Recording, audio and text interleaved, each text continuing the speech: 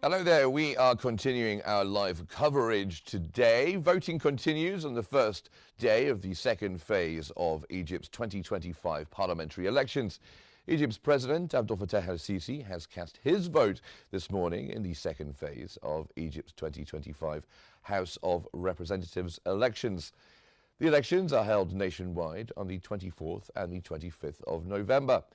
President el-Sisi voted at his designated polling station at the Shahid Mustafa Yusri Amira Model Preparatory School for Girls in Heliopolis. The director of the Egyptian executive body of the National Election Authority, Councillor Ahmed Bandari, has confirmed that voting proceeded smoothly during the ongoing parliamentary elections, with all polling stations opening on schedule and no violations of campaigning rules detected nearby. He added that a hotline has been established to address any complaints regarding the electoral process. Bandari emphasized zero tolerance for infractions and encouraged citizens to participate actively in the vote. The authority reminded voters not to photograph ballots and to avoid legal consequences, and reaffirmed that any breaches of election regulations have been handled according to the law. Authorities stress that the process remains transparent, orderly, and fully operational across all voting centres.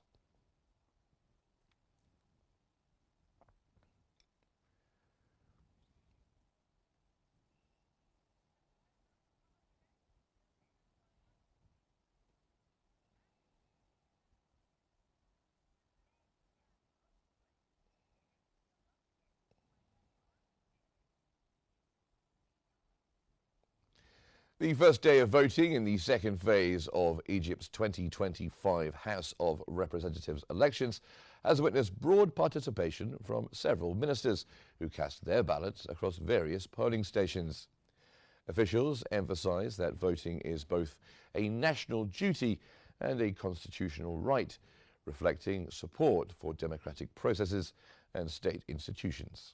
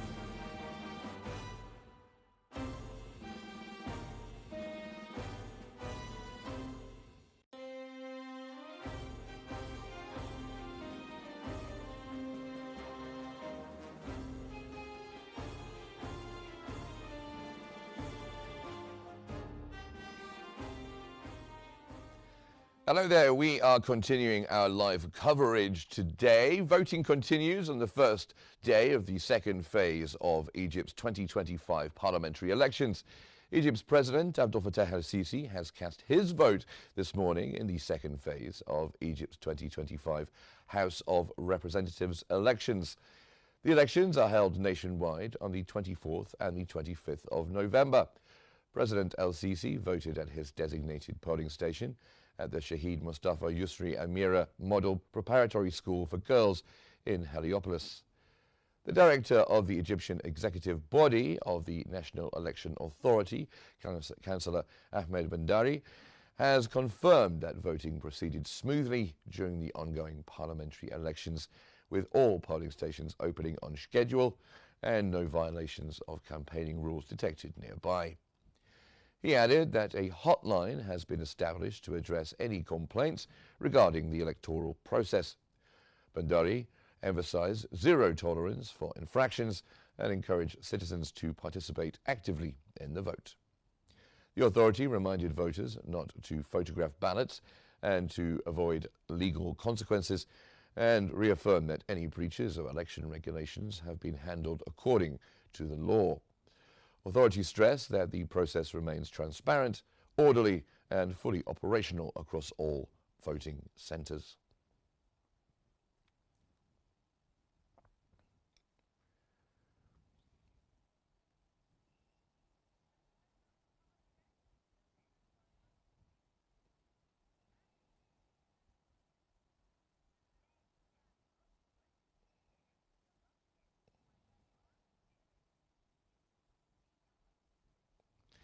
The first day of voting in the second phase of Egypt's 2025 House of Representatives elections has witnessed broad participation from several ministers who cast their ballots across various polling stations.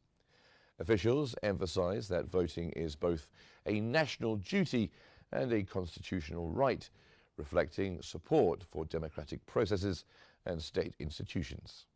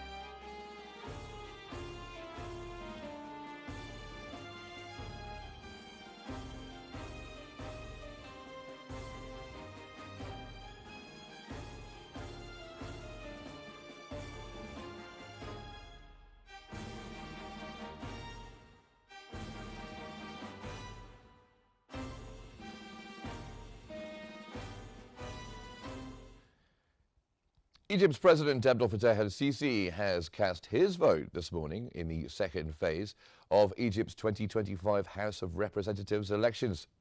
The elections are held nationwide on the 24th and the 25th of November. President el-Sisi voted at his designated polling station in Heliopolis.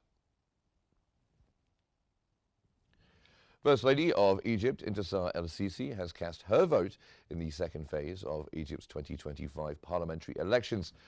Voting continues across 13 governorates in Cairo, Qayyubia, Dakalia, Rabea, Manufia, Kafr el-Sheikh, Shakea, Damietta, Port Said, Ismailia, Suez, and North Sinai on the 24th and 25th of November, with results announced on the 2nd of December and possible appeals resolved by the 14th of December.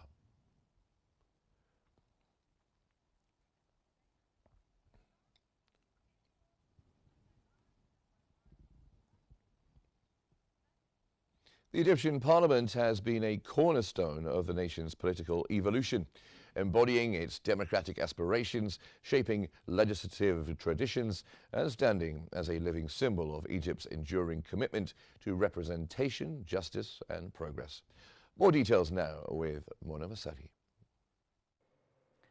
For over 150 years, Egypt's parliament has stood as a beacon of democracy and civic legacy, shaping laws, guiding governance, and inspiring representative life across generations. For more than a century and a half, the Egyptian parliament has stood as a powerful testament to the depth and authenticity of Egypt's parliamentary heritage, offering, through its long history, a unique model among the world's legislators. Egypt holds the distinction of being the first country in the Middle East to establish a parliamentary experience, laying its cornerstone on October 22, 1866, during the reign of Khedive Ismail, with the creation of the Consultative Council of Representatives. The House of Representatives serves as the legislative authority of the Egyptian state, entrusted with the essential responsibilities of enacting laws and overseeing the performance of the executive branch. It stands as the voice of the people's will, and its elections represent a vibrant arena for political composition and competition among parties, diverse ideological currents, and independent candidates. Among the parliament's foremost legislative powers is the drafting and ratification of laws. The House discusses bills submitted by either the government or its members, approves them, and refers them for presidential assent, after which they enter into force as national law. The Parliament also plays a pivotal role in endorsing the state's general policy, contributing to the formulation and approval of the government's agenda. It approves the National Plan for Economic and Social Development and the state's general budget, serving as a guardian of fiscal balance and public accountability.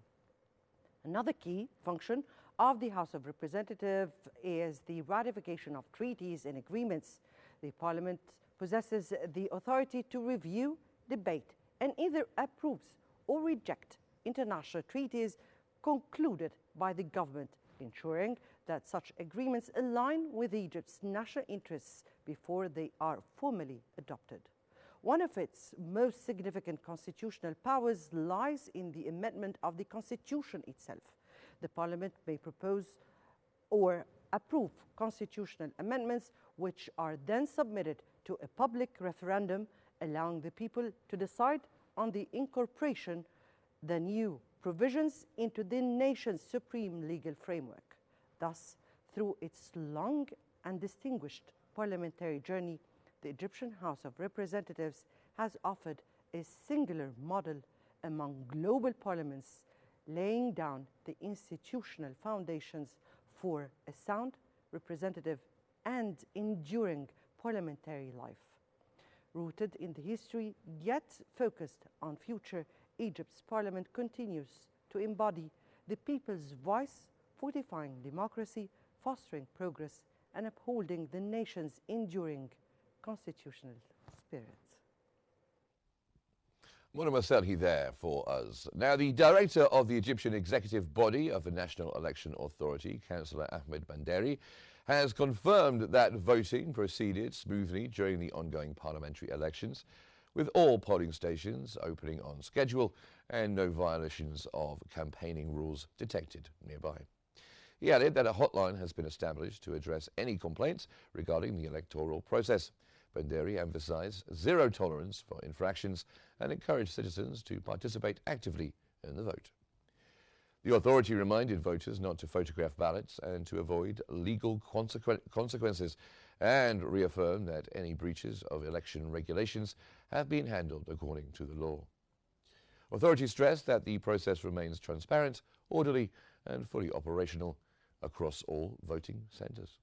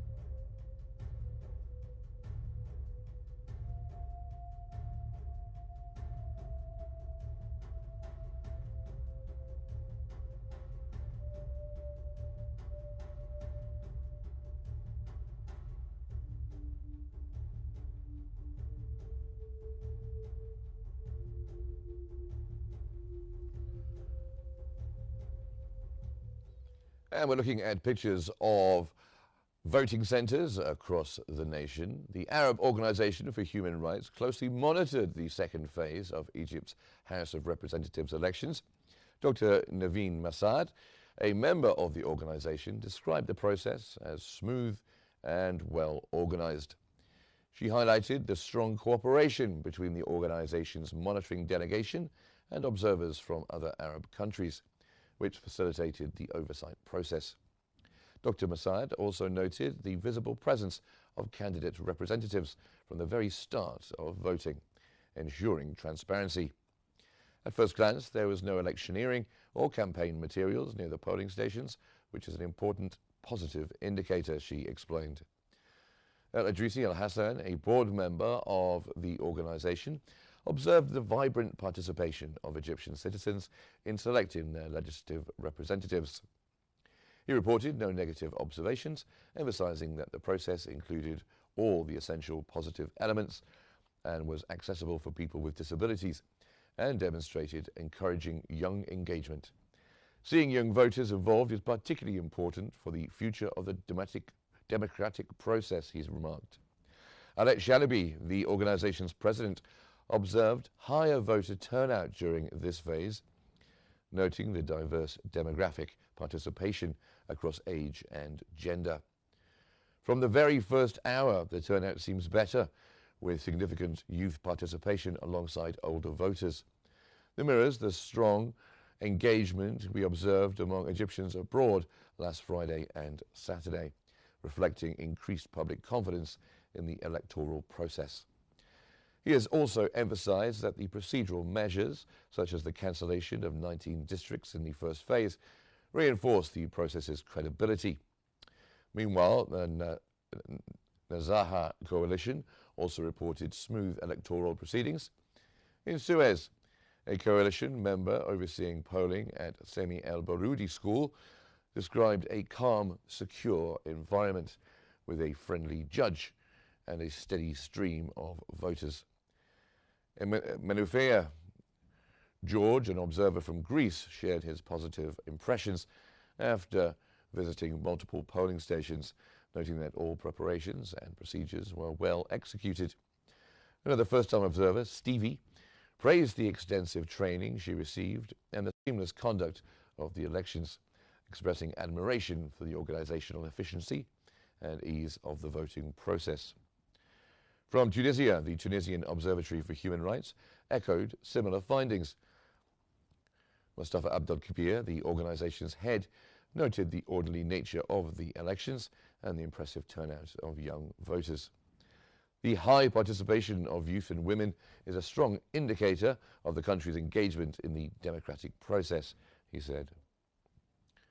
Observers also confirmed that polling stations were well equipped with all necessary facilities, contributing to the overall success of the electoral phase.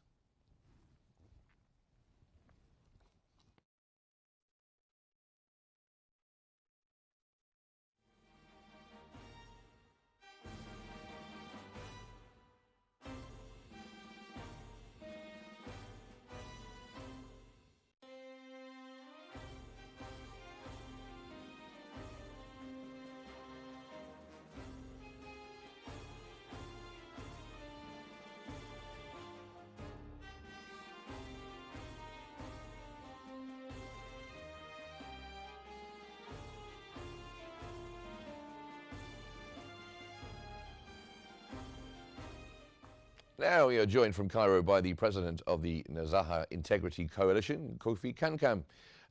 Welcome to Q News. Thank you very much for being here with us. How would you assess the overall integrity and transparency of the second phase of the elections based on observer reports? Thank you very much. And let me take the opportunity to express my sincere gratitude to the people of Egypt. We will be coming out fully with a full report after the whole election. But generally, today, just a summary of my observation, everything has been moving on very smoothly. We haven't had any challenges. And I believe that also we should give credit, or respectfully, we should give credit to the president, because after his personal comments on the first round, we've noticed a lot of improvement in the whole processes. Especially, you realize that the issue of pageantry, the presence of party and candidates paraphernalia, and a whole lot of other apathy towards the elections have actually changed.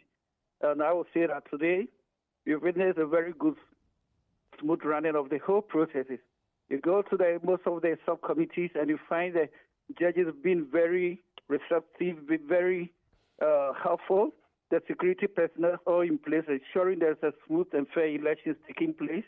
And also, we should also give a lot of credit to the National Authority of Elections as well, because they've also ensured that all the necessary logistics needed to ensure a very smooth elections were put in place. For instance, when you look at the disabled people, everything was put in place to ensure that they also participate actively. The elderly women, the youth, all actually have a very smooth sailing throughout the day. Well, indeed, you mentioned the youth. There has been an increased youth turnout, we're hearing. What does that indicate about political engagement trends in Egypt? Yes, I think this is, a very good exercise for us today, and this is a very good observation for us as well, because in going forward, actually the youth determines the direction of the country, and it's very interesting to learn how they are actually fully participating in the whole processes, engaging fully in every Tom, Dick, and Harry Thompson aspect of the whole thing. And I think that it gives the country a very brighter future. And this is something I believe that the rest of the world should also be coming in to emulate. And how important is the absence of visible campaign materials near polling stations? And does this influence the perceptions of neutrality? No, I believe that it is actually the direction that we should go, because there was a longer period given to all the parties and all the candidates to do whatever campaign that they needed to do. And there is a silence period for the whole election period. And for that matter, taking off all these paraphernalia and all these campaigns during the elections or during the polling stations are a good sign for democracy. And I think that these things have not actually have any direct effect on the outcome, will not have any direct effect on the outcome of the elections, because the people have actually already been educated, already been guided, and they know where they are, whatever they are doing as we speak now. And how significant is the role of international and regional observers' missions in validating the electoral process? We are, very significant to the whole processes, because we adhere to international and local guidelines in observing elections. And international observers actually give a free and gives a free perspective and gives a free perspective of the whole elections without being any bias, being any partial to anybody. And also we come out with the requisite recommendations necessary to ensure that wherever anything that went wrong would be actually corrected in going forward. And we had the cancellation of 19 districts in the first phase. Does that have an impact on public confidence and institutional credibility?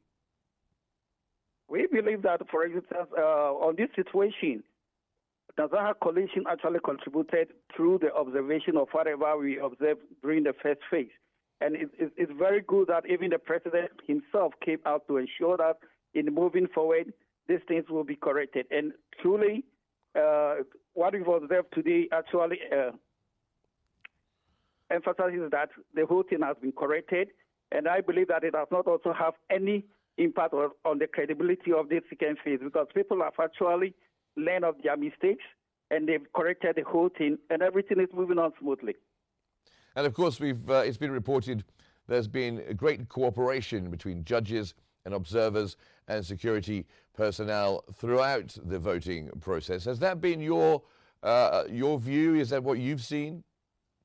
Yes, the coordination and the cooperation has been extremely wonderful, starting from the National Authority of Elections and then throughout the security, and all the other stakeholders. We've been actually cooperating effectively. Of all the stations that I've visited, I've been wholeheartedly welcome. The hospitality has been on the high, and they've given us all the requisite assistance needed to ensure that we do a good observation of the election. And what do you think might explain the higher turnout in certain governorates, such as Suez and Manufea? Yes, in terms of the high turnout, I believe that, one, the national authority elections have done a good job because of whatever education that they send around. And most importantly, too, we should not overlook the role that the president played, especially after the incident that took place in the first round. And people have also come to understand that the country belongs to them, and then they should not sit down. They will not sit down for people to make any decisions for them. When you sit in the house and anybody takes a decision for you, it's going to affect you and even your grandchildren and all that, your lineage. So basically, they've actually come to understand they need to make a decision in going forward towards the development of the country, and that is what I'm taking place now. And how important do you think the participation of Egyptians abroad is in shaping perceptions of legitimacy and national engagement? Yes, it's extremely important because we all know how the rate of influence that comes out from the diaspora, that is the diaspora or the Egyptians outside the country. And definitely they contribute a lot towards the development of the country, even though they are currently staying outside of the country. And for that matter, in whatever decision that is taking place in the country, you cannot sideline now. You need to give them the opportunity to also make up their decisions, because at the end of the day, they will also be returning back to the country, and whether it's good or bad, they will also is going to affect their development as well. And have you seen any structural improvements in election management compared with previous electoral cycles? Yes, there's been a lot of improvement, because especially looking at the rate of the turnout, most of the time, during the first day or during the early hours of the elections, you realize that most of the electors or the voters will not be coming out to cast their votes. But this time around, they came out early enough to exercise their franchise. And also, we realize that these campaign issues and all those things that actually brings out a lot of disturbances and a lot of distractions towards the elections have all been abstained from the whole process. And I think a lot of things have gone on very well. And most importantly, I should also emphasize the role that have been played by women and the youth this time around. Even as we speak at this time, there are a lot of women coming out to exercise their franchise. And this is extremely important, ensuring that there is gender equality in the decision-taking of the country. And also the youth also ensuring that actually they are also playing a role in the direction of the development of the country as we move ahead. And what challenges do these observations highlight regarding accessibility, for instance, for people with disabilities or vulnerable groups? Yes, I must say that as we speak now, there hasn't been any serious challenges, especially in reference to the people with disability. The National Authority of Elections actually have done a yeoman's job, have actually done a very good job by putting in place the necessary logistics to support the disabled people. For instance, you could find that there are availability of wheelchairs. There are people ready to support them. They ensure that we have ambulances in place. We have standby health workers. And then also the judges, I must say, also have contributed a lot by supporting the disabilities in making their decisions.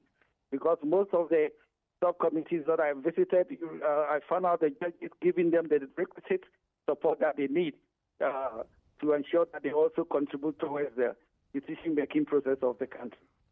And how might demographic diversity, of course, young voters, female voters, and also older voters as well, how might that diversity of voter shape the political landscape of the next parliament?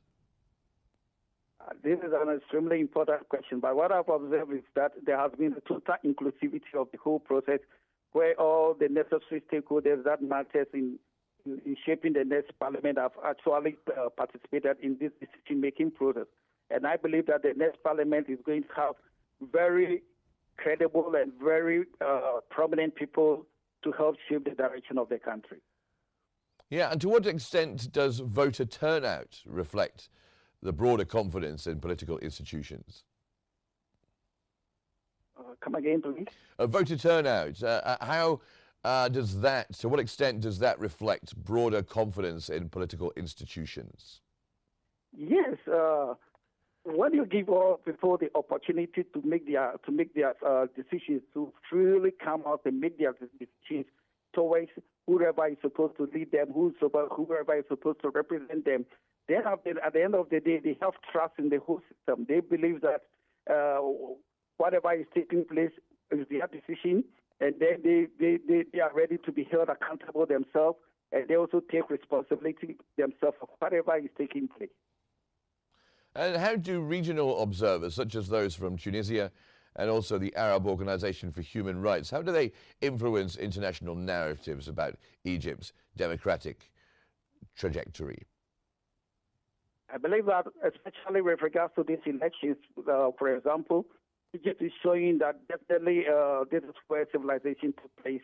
Because as for us, as international observers, as compared to other elections that we've been observing in various countries, we've observed that these elections or Egyptian elections mostly have been very peaceful, conducted in a free and fair manner. And this time around, I believe the same is taking place. And also, I've also observed that most of the time, there are innovative processes or innovative methods that have been deployed all the time during any elections that I come into witness. And I believe Egypt is sending out a very positive information, of a positive message to the rest of the world. And our entreat our fellow brothers and sisters from the other countries to take it as an opportunity to come and learn or to emulate the good examples that is being exhibited by the Egyptian government. And Kofi Kankam, just before we go, what would you say are the key policy issues that are driving voter motivation in this election cycle? Yeah, I would say that the future of the country belongs to the citizens, and that this is an opportunity for us to determine the direction that the country will be going, and for that matter, all those that are having the universal adult suffrage to make it an effort to come out and exercise their franchise, because this is an opportunity to decide the direction of your future, and none of them should stay in the house, but they should come out and meaningfully participate and effectively contribute towards the direction of the country. Well, that was the president of the Nazaha Integrity Coalition, Kofi Kankam. Thanks very much for spending so much time with us. We really do appreciate it. Thank you very much indeed. Well, here in Q News, we will be continuing our coverage of this special day on Election Day here in Egypt. Thanks for watching. Bye for now.